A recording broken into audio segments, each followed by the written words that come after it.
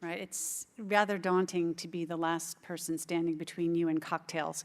So I will try to keep this concise, but I'm going to address a lot. It's one of those things, Sarah just read out my abstract, and I think I shared that with the organizers about a month and a half ago or more. So about a week ago, I looked and thought, what did I get myself into in terms of that? But I think what you'll find today is I'm going to do a broad survey of essentially the scholarly communication landscape as it impacts all of us, publishers, societies, and researchers alike, and many of us are involved in many aspects of it. And I will say that as I was pulling this presentation together, you know, I know many of you in this room, and I'm a fan of your work. So there's lots of wisdom coming from scholarly communication and Inago Academy and others, and the more we all write and collectively participate, the more we're working together to move science forward. So I actually grew up not far from here in Berks County, Pennsylvania, and Sarah referenced that I went to Penn, and although I now live in the New York metro area, the traditional silo that you see here was part of the landscape of my childhood and is very familiar. And there's a lot to be said for actual silos, not the negative things you think about when you think of the movie Witness, but they're an emblem of bounty, security, and stability. But they're not particularly adaptable except for a single function. And today we've heard that in order for scholarly communication to remain relevant and sustainable, adaptability is critical. One of the things I've said to several people already today about my job is, you know, the good thing about my job is no day is ever the same. That's also the bad thing about my job. I mean, we're dealing with rapid change, which is going to, whether we like it or not, break down those silos. So it would be nice to drive that rather than be driven by it. And a lot of our traditional orthodoxies must be questioned and new paradigms and relationships put in place. So the outline for my talk really is looking at 5 broad areas. I'm going to talk a little bit about how we're breaking down silos in business models, much of which you're familiar with and is well underway. I also want to talk about new and novel ways, you know, publishers and societies and others are partnering together with academic institutions and also industry. I'll say a word about new technologies that are encroaching on the publishing space and vice versa. And then I also want to spend some time on workforce development. And those 4 are all in service of the impact that we can have collectively as an industry and the researchers that we serve. So looking at business models, I have kind of this sub-outline here, which talks about subscription and open access. I, too, am going to say something about preprints, just as everybody is in this conference. I want to have a word about research data management and data repositories. We'll also touch on peer review, although I think the previous panel did a fantastic job of really taking a close look at that. And then I also think it's good to say a word about funders and how they are breaking down silos and also getting into all kinds of functions that they never dealt with before. So here's one of the things that my friend Roger was talking about, yet another framework for looking across research workflow. And I want to talk about business models as they apply to this. Traditionally, these activities, enabling research, to get funded, to identify partners, to doing research in labs and storing data and reading manuscripts and reviewing and sharing research were all verticals. And the publishing function was very siloed and actually only in one place, right near the end of the workflow, where we sort of collected everybody's papers and said, that's very nice, you know, we'll have that, please, thank you very much. However, increasingly calls for transparency and openness, as well as interoperable and integrated services, have blurred these lines between functions, and as a consequence, providers and incentives are getting blurred as well. There's a disconnect between traditional stakeholder management, the stakeholder manager of library budgets, which are flat, and research funding, which is growing at about 3% per year. So one of the biggest disruptors that we've seen is this schism between subscription and OA. More research getting funded means more output, and this is being captured by publishers of all types. In 2016, there were an estimated 2.1 million subscription and 500,000 open access articles published worldwide. Subscription content was 80% of what was published. All gold open access, including subsidized articles, was 20% of that total content. In 2016, Elsevier published around 420,000 articles altogether, of which about 25,000 were open access. The important takeaway here is that both subscription and open access are both maintaining growth trajectories. This is an important consideration in journal development, and many society partners have developed channels to ensure captures of both types of submission to better comply with funder mandates and the requirements of their research communities. In a growth scenario like this, where you have subscription growing and open access publishing growing, there is no double dipping, but we do see a shift in library response to label the increased output itself as predatory, which is why it's incumbent upon us to publish research of the highest quality and where societies have a distinct opportunity. So your OA journals are not like everybody else's OA journals. And I think, was it Penelope who was saying she was talking to like an exclusive group and felt safe here? I can honestly say the content that the societies bring has some of the highest value publication out there, and herein lies opportunity when you choose to publish OA and give credibility to that. I'm indebted to our friends at Delta Think. I don't think Ann Michael's here today, but for this next slide, but I thought I'd share a piece that they published in this February, which highlighted tech trends in the service industries growing up around publishing and OA in particular. Platforms built on open source solutions are on the rise. And while open source doesn't mean free, it can mean that there are more affordable and flexible options available either directly through your own internal development or through service providers. The Collaborative Knowledge Foundation is one example of an organization that is building a developer community as well as working with established organizations like UC Press to design and build publishing solutions. So I think this speaks to what Roger was saying earlier about interoperability also being key. It's one thing to have publishers build out these large end-to-end solutions, but that's not necessarily what's required by some people who already have costs sunk into existing solutions that they need to complement rather than replace. Modular solutions are in, and large monolithic platforms are growing, but they're challenged to provide value. And new and expanded service provisions are surfacing. We are starting to see existing service providers expand their capabilities to encompass more of the publication life cycle. And we're also seeing lots of hosting capabilities through Ubiquity Press, Open Research Central from F1000, which I'll touch on later, to the eLife Continuum. So there's lots of services springing up around the support for what is essentially a silo breaking between traditional and open publishing. Other silo breakers developed in service of improving access to subscribed content and routing to best available versions include resource access for the 21st century, better known as RA21. I don't know if AFCA is here, but I want to get credit for my shout out. I'm chair of the outreach committee. How many of you here, just to take a poll, have heard of RA21? Yes, that makes me really happy. And Judy, thank you also for referencing it earlier. It's the STM and NISO joint initiative aimed at optimizing protocols across these key stakeholder groups. Essentially, it's looking at better ways than IP access to get to the subscription content. Publishers and societies have been living through this nightmare of people actually hitting paywalls when in fact they've already paid for the content because the login process is not seamless. What RA21 aims to do is to create pilots and guidelines in order to make it a more seamless experience to really mirror some of the less than savory experiences, but instantly gratifying ones they've had using Google and Sci-Hub. So RA21, just to finish my little plug, have a session tomorrow and also a workshop on Friday that you're all welcome to attend. Meanwhile, other tools and services, including Chorus, the clearinghouse for open research in the US, and Copernio and Unpaywall function as essentially link resolvers, getting users to appropriate versions of record that are best for them.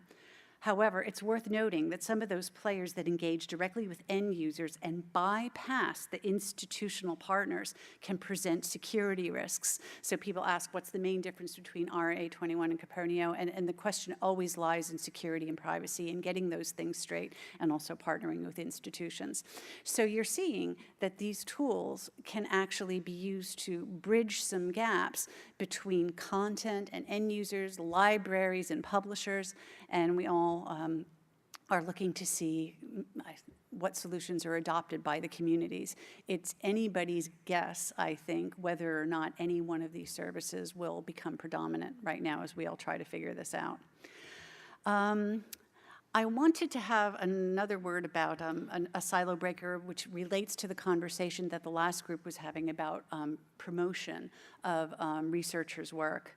Further to discussions of breaking barriers to sharing research and collaboration, researchers and publishers are beginning to integrate their work with scholarly collaboration networks, or what we like to call SCNs.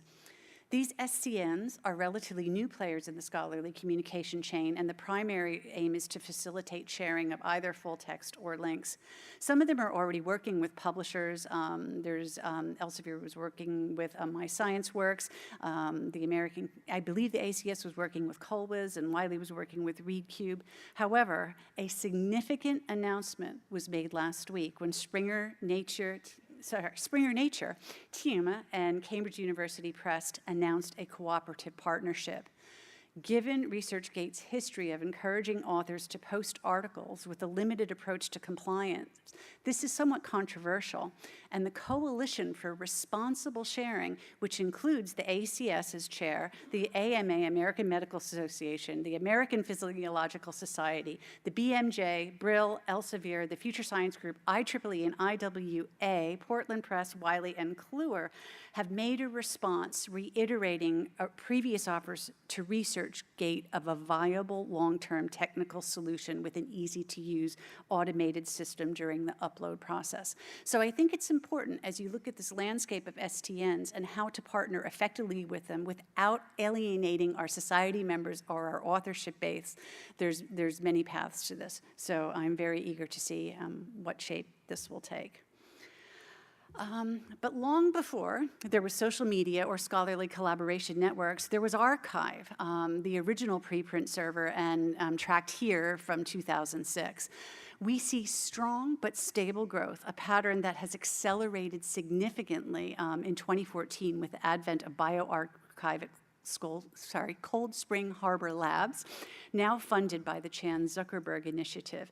We see stunning growth in the number of submissions to bioRxiv, and new services are emerging all the time. It was referenced earlier that Elsevier recently acquired SSRN, the Social Sciences Research Network, which now has ChemRN, EngRN, CompSciRN, so lots of preprint spin-offs. And I think I'll come on later to just referencing ChemArchive, which is also a really robust initiative and a coalition of society partners. So this traditional silo, this completely vertical process leading to the final published article, has been broken down into a visible and transparent process. My colleague Greg Gordon at SSRN actually hates the term preprints and prefers the term interim research products, which is perhaps a better term and one adapted by the National Institutes of Health. Okay, yeah, and here we see our friend Mike Lauer, which as of 2017 is allowing interim research products to be cited as part of grant proposals. These actually definitely accelerate the pace of scholarly communication. Ironically, this may make the peer review process more important than ever because there are implicit consequences in data mining across the corpus of research of varying quality and at varying stages when the review process is not yet clear. I want to say a word about research data management, which is an important and timely discussion and impacts all the researchers and societies that publishers serve. I want to tie it, though, to business models, because people talk a lot about research data management, but as the barriers blur between data and publication, this is of increasing interest to funders, institutions, and also publishers. I read with interest a report from the OECD. It was a study that they published in December looking at business models for sustainable research data repositories. What's great about this is they're acknowledging that the care and management of data costs money. And this report explored various income streams, costs and value propositions, and business models for 48 research data repositories. It also included a set of recommendations designed to develop a framework for these business models. And in the graphs, they're rather difficult to see, but you can see that of the 48, a large number of them were subject repositories, some were institutional repositories, and others were part of national repository systems. And they also surveyed them as to the level of curation performed as part of those services. And basic curation was only 13% of the work. Enhanced curation was 19%, and data level curation is 30%. There's a lot that's being invested in these, and the report even goes so far as to indicate multiple potential revenue streams from funders, from research performing organizations, and researchers themselves. So we see a multi-stakeholder model emerging in support of research data management, which, apart from the very large discipline-specific databases, was a provenance long held by single institutions and individuals previously. So I'll just touch very quickly on peer review. I think this relates to breaking down silos, and traditionally peer review was the fourth wall. I don't think I can really expand too much on the discussion of the need for double blind. I thought it was interesting, though, that there was value perceived by our previous colleague in the whole idea of double blind review, when in fact things are actually moving in a direction of becoming more open and transparent. Cell Press at Elsevier recently announced the result of a cross-review pilot evaluating a system in which once all the reviews were complete, manuscript reviewers were offered the opportunity to read the comments of other reviewers and provide additional feedback to the editor regarding the study. And what they found was that reviewers actually appreciate more transparency.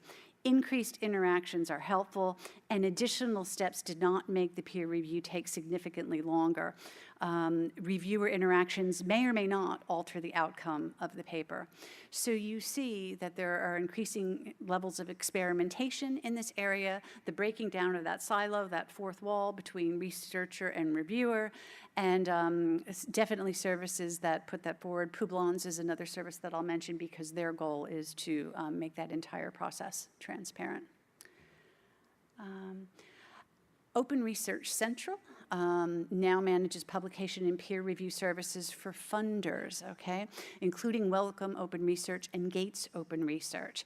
And the ambitions for ORC, and I was looking at a piece by Vitek Trax, who's one of the founders and well known to many of us in Skalcom. He calls it orc, like the orcs from Lord of the Rings. So make of that what you will. But ambitions for orcs are underpinned by several key principles, which include immediate publication, open data, and transparent post-publication peer review, and fully open access to all. So those are huge mandates which will influence the processes that we build around them. Whether or not it's achievable in its entirety is another question, and it definitely requires the support of funders in order to sustain itself. So, other silos that are being broken down. Let's talk a little bit about partnerships, because this is something that I do in my role, which is to develop partnerships with leading academic and industry solutions for all kinds of work, whether it's addressing large-scale societal challenges or doing something technical that might make science work faster. So I just wanted to highlight a few areas where these are developing, including increased partnerships in academia and industry, data science partnerships, and also coalitions. So we increasingly see that the silos between academia and industry are disappearing. The University and Industry Development Partnership just held its 26th conference, which was hosted by Cisco Systems and Princeton University. At the UIDP meeting, Elsevier was present. And just to give you a flavor of what some of the content of these meetings are like, we presented on a research performance portal that we have built for the state of New Jersey, featuring research output from Princeton, Rutgers, Stevens, and other New Jersey schools. We also see renewed commitments to university industry engagement through funding in the UK. A white paper published in November of 2017 titled Industrial Strategy, Building a Britain Fit for the Future, sets out the UK's aim of becoming the most innovative nation by 2030 and highlights the government's commitment to investing a further £275 million in the Industrial Strategy Challenge Fund. The government further set out that it would raise total research and development R&D investment to 2.4% of GDP by 2027, as well as increase the tax rate of R&D credit to 12%. It has also said it would invest $725 million in new Industrial Strategy Challenge Funds programs to capture the value of innovation. So why does this matter? Cross-institutional collaboration continues to increase. Here's some publisher data using Scopus data, and it shows that the number of academic publications in 2017 involved, 44% of academic publications in 2017 involved authors from more than one institution, and this is an increase of 9% over the years 2010 through 2017. So authors are collaborating, something that we all understand. But what this chart shows is that across the world, we've seen that impact of research based on citations is always higher when researchers from academia and corporate institutions co-author. This breaks down a traditional silo between industry and academia where traditionally applied research and industry collaborations were not seen as prestigious. So this is a big barrier that we see coming down in terms of those partnerships. Other partnerships. Let's talk about data science partnerships. What's additionally new about academia and industry partnerships is that publishers are now seen as industry partners ourselves. So it used to be that I would go to, Carnegie Mellon and I would see, Google has offices on their campus and Uber's on their campus, and we know that these folks are engaging with industry, but no longer content to publish the output of academia and industry collaboration. Publishers themselves are now getting into the game. So there's many partnerships I can cite, but I'll just share one I know best, which is Elsevier's support for Harvard University's new data science initiative. And this collaboration is allowing us to work on joint projects together, like image manipulation detections, collaboration with their Dataverse repository, and beginning to explore what large data sets can tell us about social determinants of health. So there's this blurring of lines between what actually constitutes research. So you can see where we might actually use some of our data from, say, LexisNexis Risk Solutions, which can tell you where people practice medicine in certain parts of the country and how likely you are to get a prescription written for a certain thing. And that can translate into viable research that ends up in journal articles and in conferences and is helping to disseminate science more broadly. The third type of partnership I wanted to mention, which is breaking down traditionally held competitive silos in order to better service communities, include these coalitions of societies. And here I could have put this in the preprints bucket or the partnerships bucket. What I thought was actually cool about it is not that it's a preprint server, but that it's a collaboration between the Royal Chemical Society, the ACS, and the German Chemical Society to collaborate on ChemArchive. So that's a powerhouse solution, thinking outside of the box and really working to serve the broader international needs of a community. I have a few more silos to break down. I'm just looking at time. We're doing okay. This time in the area of technology, and increasingly scholarly communication is transcending traditional publishing frameworks to focus on data. And as such, the data generated from within the text, whether it's books or journals or theses or policy documents or data itself, is mineable. And the metadata describing the content also offers its own insight. So it's not only the stuff that's within the journal articles and the publications, but the metadata wrapped around it, as well as even some of the ways in which people are using the data that can inform us. And technology can also be deployed within the publishing process to offer greater security and transparency. So I'll just briefly touch on areas of artificial intelligence and natural language processing, what we're doing in the area of analytical services, as well as predictive modeling, and I'll spend a nanosecond on blockchain just to note that it's a trend, and you'll be hearing more about that coming up. So In AI and NLP, there's many potential uses for it, and you'll see a dozen articles and conferences about what this could mean for our industry. I think some of the headlines here are AI can help us identify new peer reviewers through broader searches. It can help with development of plagiarism software that can identify components of whole sentences or paragraphs rather than verbatim text. I already mentioned some of the image manipulation detection projects that are being worked on. It can report when authors fail to report key information needed to make a decision to accept or reject a paper, or find bad statistics that lead to false conclusions. It can also ferret out data fabrication. And lest you think like AI is something that's down the road, it's very, very much here. I'll tell you a little story. I was at Columbia University, and I was at a meeting at their library, and I met somebody, and we wanted to follow up in a collaboration, and I got an email from Dennis saying, you know, so-and-so would like to meet with you, and something wasn't quite gelling, and I didn't know what it was, but we couldn't get the meeting time together. So 12 exchanges went by, and then I realized that I was communicating with a robot, and that my professor at Columbia actually had an artificially intelligent assistant who was trying to set up meetings with me. And it was really kind of disturbing to see my heartfelt communication go out to this robotic assistant again and again. And it also gave me faith in humanity a little bit, in that if they couldn't manage to set up the meeting with one individual, how were they going to do it with multiple collaborators in different time zones? So we're not there yet, but AI is definitely here. And I'm indebted to the Inago Academy. You're sitting right here. This graphic helpfully groups some proposed arenas for AI in publishing with helpful services therein. For example, as previously mentioned, AI can assist with plagiarism and data fabrication through text analytics and statistical reviewers. Search engines for published data include Semantic Scholar, and that's Oren Etzioni at the Allen Institute. He just gave a fabulous lecture at the National Academies last month on this topic. Mendeley, and Meta are other providers. And in the peer review sphere, we talked about how AI can enable better finding of reviewers. I also wanted to touch on natural language processing. Here's a few ways in which Elsevier is engaging the academic community through partnerships referenced earlier to deploy NLP. These include intelligently enriched bibliographies. We're working with the Department of Computer Science and Engineering at the University of Bologna to take a fresh look at one of the most used parts of any article, which is the bibliography.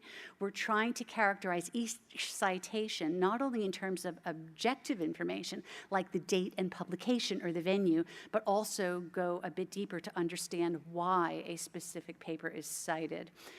We're also working with Imperial College London and Yike Guo and his team to teach machines to summarize and to use NLP to create meaningful summaries of articles via neural networks. So that's really exciting, and that could actually tie into something that our colleague at Kudos was talking about earlier, to the academic who just wants to push a button. But part of that process is actually, you know, if you wanted to do a lay summary, could that also be automated for scientists who are trying to translate their work? Interesting proposition. And we're also looking at novel ways to assess novelty of publications and what's different about this science versus all the other papers of a similar nature that have come before that. So interesting ways to deploy this. In other technologies that are really breaking barriers between traditional publication and what we can do with the information in the publication, to support the growing demand for research analytics, entirely new categories of products have been developed. For example, research analytics suites have been developed by several companies to allow universities, funders, and publishers to analyze research patterns, identify trends, and conduct comparisons. And I believe this note is, this was in one of Roger's columns because he put it so succinctly. Notably, Elsevier and Clarivate built their respective research analytics suites, Elsevier SciVal and Clarivate's Insights and Essential Science Indicators atop their science databases. But we're not alone anymore in this sphere. Clarivate Analytics has recently revitalized the former ISI with a new suite of analytics, and Meta received that huge tranche of funding from Chan Zuckerberg. And Digital Science notably announced the launch of Dimensions, which, like the others, includes citation relationships between publication units, such as journal articles and patents. But here I just put an example of what we do with some of our analytics that help serve our customers. So Elsevier delivered a report called the International Comparative Performance of the UK Research Base in 2016, which was requested by the Department of Business, Energy, and Industrial Strategy. So these are ways in which reports can show how Britain is, as a research entity, is outperforming or underperforming in various sectors, and it's used widely by government and also makes funding decisions. I also wanted to touch on how we can use analytics to do predictive modeling, and this, I think, is of great interest to publishers and societies targeting development of special issues or even new journals. We see a movement from content development driven largely by legacy sales and usage and lagging citation indicators to more predictive modeling. And I was struck by Clifford Hudis' presentation earlier this morning talking about how there was a whole bunch of projects at ASCO that were basically either legacy or based on somebody's feeling good about a project, but weren't necessarily evidence-based.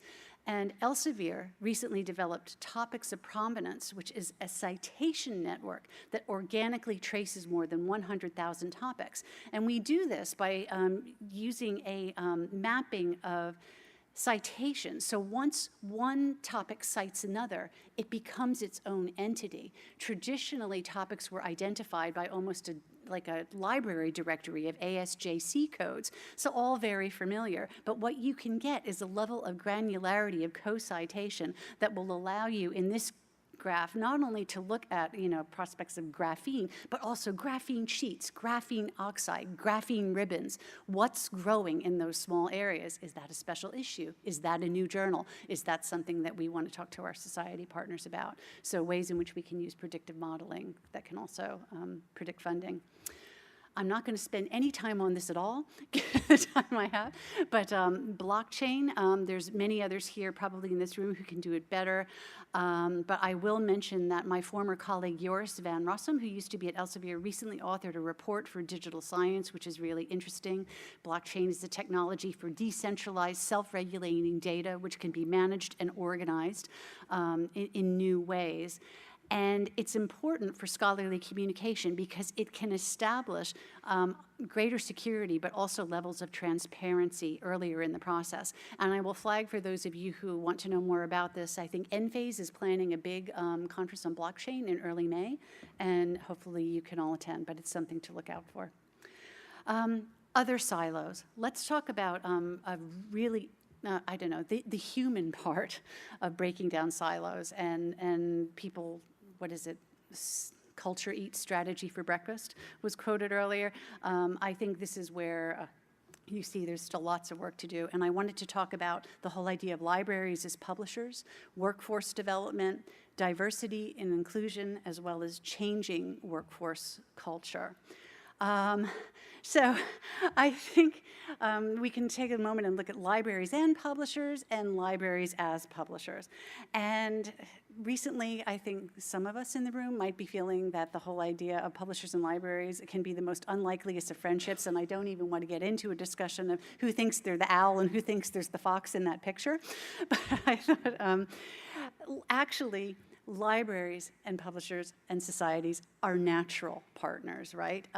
Even as libraries on their own or in collaboration with their university presses are starting to publish open access journals and developing subscription-based journal publication programs, they're also publishing monographs, conference proceedings, and digitizing and publishing parts of their physical collections.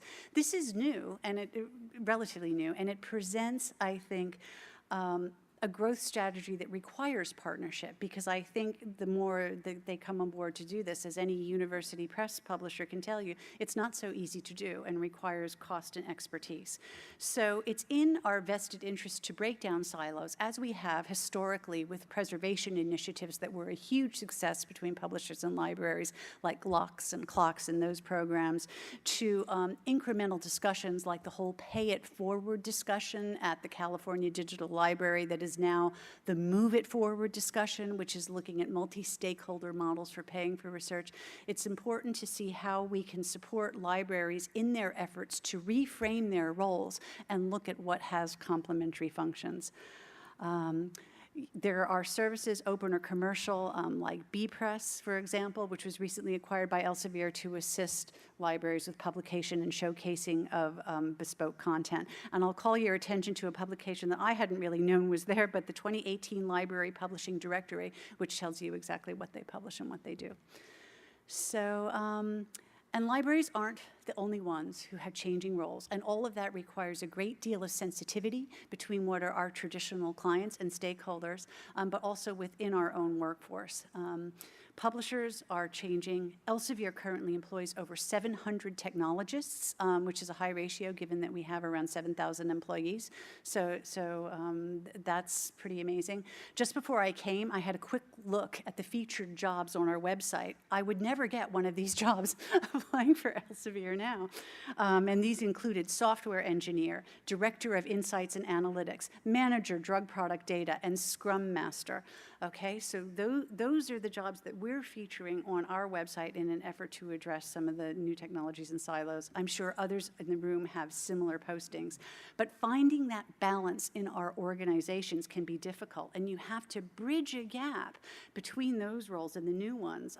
Wherever your society is on this continuum, it's important to provide skills and training opportunities and to reinforce strategic direction that is jointly held at every opportunity. The good news is, for those of us who aren't the most technical of people or even organization, there's still longevity in our roles. Let's assume that peer review is handled by AI in future. The content development, the peer review, the pedagogy still requires that amazing skill in relationship management, which is undervalued, but is actually getting more highly valued. That's valuable information for us in our roles. The World Economic Forum publishes something called the Future of Jobs Report, wherein they list the 10 top skills that will be required in 2020. And I note that emotional intelligence is new on the list at number 6. So for those of us who don't code but can understand others, this is really good news. But it is worth noting, in keeping with the theme of the day, that complex problem solving appears to be number 1 at all times. So I think we're all faced with this, but balancing that hand and heart is important. Let's talk about another silo and perhaps an elephant in the room, but we all want to contribute not only to the success of science and our own organization, and certain things do hold us back. To achieve success in business, we need to ensure that our workforce itself is not siloed. And I'm highlighting some recent coverage in The Guardian regarding diversity and pay gaps in publishing. And also, I have a small piece that's difficult to see, but the advent of, it's a tweet from Jonathan Eisen at University of California, who says in his tweet, "Another white men's microbiome meeting from Kiosco." So it's important, I think, that we look at how things are siloed in traditional, perhaps, gender roles or expectations, and we need to break those silos down and ensure that there is equity in our organizations, because the communities that we serve are taking note of this. And I will say that last week there was a CARL conference, that's the California Association of Research Libraries, and a librarian from the University of California at San Francisco was speaking there, and you know what she had in her presentation? These slides. No, and she was talking about how this just shows all publishers are bad. And I don't think, that's a broad analogy, but I think that we have to take care that we're taking care of this issue within our own organizations. The good news is what we can measure, we can change. And I just wanted to share some steps we're taking at Elsevier, deploying our analytics capabilities to address the challenge of diversity in STEM with the launch of our report, Gender in the Global Research Landscape. And through development of a groundbreaking algorithm, we were able to disambiguate male versus female authors in 27 countries and contrast the scholarly output and impact by gender. One headline, in case you're wondering, is it's better to be a female researcher in Brazil than it is to be in Japan. But I invite you to download this open report. What we can measure, we can change, and we're actively working to change it. It's not just like we publish this piece and, on a nice-to-know basis. We're working to promote gender diversity across our editorial boards, speakers at Elsevier conferences, award and selection committees, and establishing baselines to say to our editorial boards, if your field is 30% female, your editorial board should reflect at least that and have an aspirational goal to do more. So we're not the only ones in this game. Everybody in this room has commitments to diversity and inclusion. I'll just note that Nature last week announced that they're establishing awards to celebrate women in STEM, and I think that's also partly a response to some of the gender pay gap publicity that we were all receiving in the UK. So in terms of workforce transformation and recognizing that not all publishers and societies have the same breadth and depth of data discussed, there's still opportunities to define a unique value proposition and break down silos within organizations and within the workforce. Some tips, I shared this with the PSP Books Committee, but I'll just share it again here. We've found success in framing a mission in terms of customer success and strategic outcomes rather than product. So a big shift at Elsevier in a silo that we had all these products in silos, right? And we're talking about them. I run Science Direct. I run these journals. I run SciVal. And instead, what we're doing is we're talking about customer needs, which again is breaking down the silos in the workflow, but by extension, breaking down barriers between products as they all work together more seamlessly. As a society, you can leverage what's unique about your content and data, which is also very important, and cultivate that scholarly output across the research workflow that's specific to the discipline that is served. And you can look for synergies and connections across different content types. You should hire new skill sets, remembering relationship management matters, and it's still an incredibly high-value activity. And you should balance strategic focus on defensive policy-based activities with proactive innovation, leaning into this more open ecosystem. So I thought I'd touch on that.